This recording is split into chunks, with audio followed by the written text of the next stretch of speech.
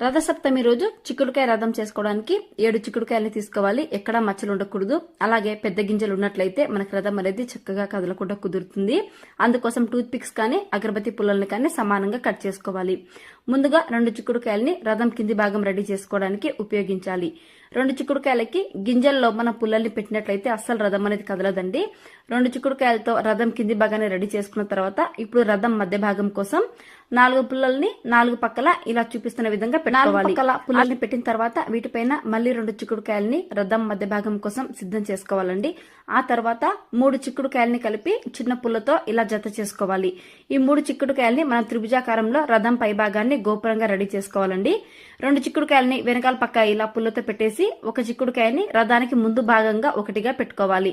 ఇలా చేసినట్లయితే రథం అస్సలు కదలకుండా చాలా చక్కగా కుదురుతుందండి. పసుపు కుంకుమ గంధాలతో రథాన్ని రెడీ చేసుకుని పూజ చేసుకోవడమే. Thanks for watching.